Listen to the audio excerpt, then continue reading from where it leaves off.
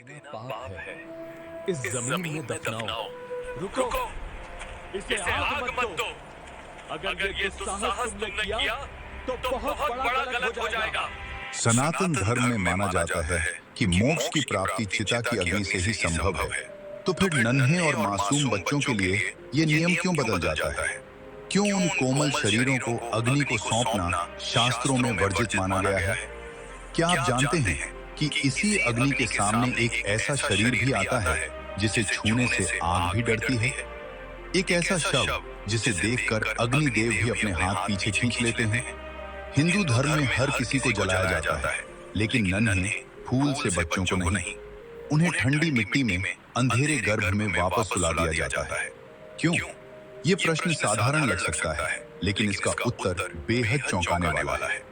इस गूढ़ रहस्य का उद्घाटन स्वयं भगवान श्री कृष्ण ने देवर्षि नारद के समक्ष किया था। आखिर क्या था वो दिव्य कारण जिसे सुनकर नारद जी भी स्तब्ध रह गए थे? आइए इस वीडियो में उस परम सत्य से पर्दा उठाते हैं। एक बार की बात है, द्वारका की शाम आज कुछ अलग थी।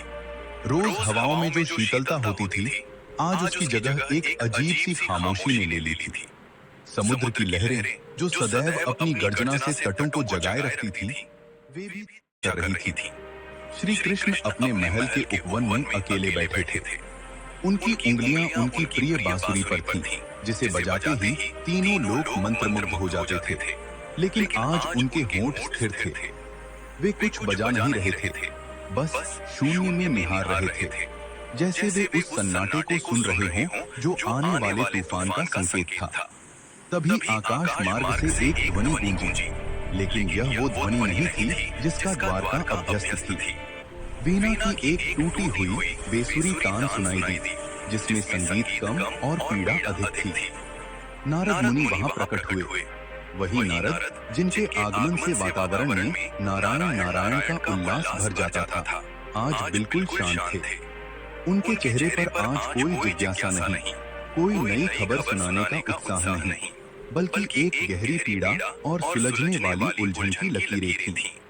उनकी आंखों में वो चमक नहीं थी, बल्कि एक ऐसा प्रश्न था जिसने उनकी शांति छीन ली थी। श्री कृष्ण ने बिना मुड़े, बिना उनकी ओर देखे ही मानो उनके मन के भीतर झांकते हुए कहा, देवर्षि, आज आपकी वीणा के तार बेसुरे क्यों हैं? ये तो कभी नहीं होता। और आपके मन का ये कोलाहल, ये तो बाहर चल रहे समुद्र के तूफान से भी कहीं अधिक तेज है। आज आप समाधान लेकर नहीं। उनका शरीर शिथिल पड़ गया था। उन्होंने एक गहरी सांस ली और भारी स्वर में बोले, केशव, आप अंतर्यामी हैं, फिर भी आज मुझे कहना होगा। आज मैं मृत्यु लोक से, उस धरती से एक ऐसा दृश्य देखकर आ रहा हूँ जिसने मेरे समस्त ज्ञान, मेरे सारे तर्कों को चुनौती दे दी है। प्रभु, मैंने वहां मृत्यु के दो रूप देखे। एक तरफ मैंने एक पिता को देखा। उसके बूढ़े पिता की मृत्यु हुई, शरीर जर्जर हो चुका था। उसने पूरे विधि विधान से चिता जलाई। अग्नि ने उस शरीर को भस्म किया, पंच तत्व में विलीन किया, और वहां खड़े सब ने हाथ जोड़कर कहा, इन्हें मुक्ति मिल गई। वो दृश्य संतोषजनक था केशव। नारद का स्वर अचानक कांपने लगा। उनकी आवाज में एक रूह कंपा देने वाली नमी आ गई। लेकिन ठीक उसी समय, उसी शमशान के दूसरे वीरान कोने में मैंने एक बदनसीब मां को देखा।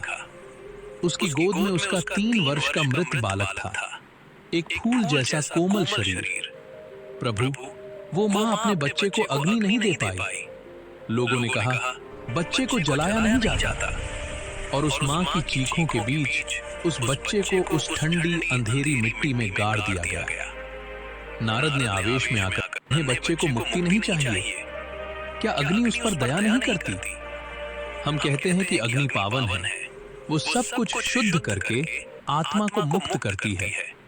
तो फिर उस मासूम को उस शुद्धि से वंचित क्यों रखा गया? उसे कीड़े मकोड़ों के बीच मिट्टी में क्यों दबाया गया? अगर अग्नि ही मोक्ष का द्वार है, तो उस बालक के लिए वो द्वार बंद क्यों था? ये अन्याय नहीं तो और क्या है? श्री कृष्ण धीरे से मुस्कुराए, लेकिन यह मुस्कान विनोद वाली नहीं थी। उनकी आंखों में एक गहरा सागर था, जिसमें अनंत करुणा थी। वे बहुत ठहराव के साथ बोले, देवर्षि, जिसे तुम अपनी मानवीय दृष्टि से अन्याय समझ रहे हो, वो वास्तव में सृष्टि का सबसे गूढ़ विज्ञान है, जिसे केवल एक योगी ही समझ सकता है। अग्नि का धर्म है जलाना। वो अशुद्धियों को भस्म करती है, वो संस्कारों और कर्मों के बंधनों को काटती है। लेकिन देवर्षि, अग्नि भी विवश हो जाती है, उसका ताप भी ठंडा पड़ जाता है जब उसके सामने जीवन अपने शुद्धतम निर्दोष रूप में आता है। नारद ने चौंक कर अपनी आंसुओं भरी आंखों से पूछा, विवश? तीनों लोकों को भस्म करने की क्षमता रखने वाले अग्निदेव विवश? ये कैसे संभव है प्रभु? क्या मासूमियत अग्नि से भी बड़ी है? श्री कृष्ण ने उनकी आंखों में सीधे देखते हुए कहीं अधिक होता है। तुम्हें ये परम सत्य समझाने के लिए मुझे तुम्हें उस प्राचीन कालखंड में ले जाना होगा जब स्वयं अग्निदेव को प्रकट होकर ऋषियों के सामने अपनी विवशता स्वीकार करनी पड़ी थी। अपने चित्त को शांत करो और ध्यान से सुनो। ये कथा महान ऋषि उग्रतपा की है और उनके पुत्र की उस चिता की जो कभी जली ही नहीं। श्री कृष्ण ने अतीत के पन्नों को पलटते हुए कथा आरंभ की। ये बात सतयुग और त्रेता युग के उस संधि काल की है जब धरती पर मंत्रों की शक्ति आज से कहीं अधिक प्रबल थी। भयानक और रहस्यमयी दंडकारण्य वन के बीचों बीच, जहां विशाल वृक्षों की छांव में दिन में भी रात जैसा अंधेरा रहता था और जहां सूर्य की किरणें भी जमीन को छूने से डरती थीं, वहां ऋषि उग्रतपा का आश्रम था। उग्रतपा, जैसा नाम वैसा ही उनका व्यक्तित्व। उनकी क्रोधाग्नि इतनी प्रचंड थी कि वन के हिंसक पशु, शेर और व्याघ्र भी उनके आश्रम से कोसों दूर रहते थे। उन्होंने वर्षों तक केवल हवा पीकर एक पैर पर खड़े रहकर अंगूठे के बल पर ऐसा घोर तप किया था कि इंद्र का सिंहासन भी डोलने लगा था।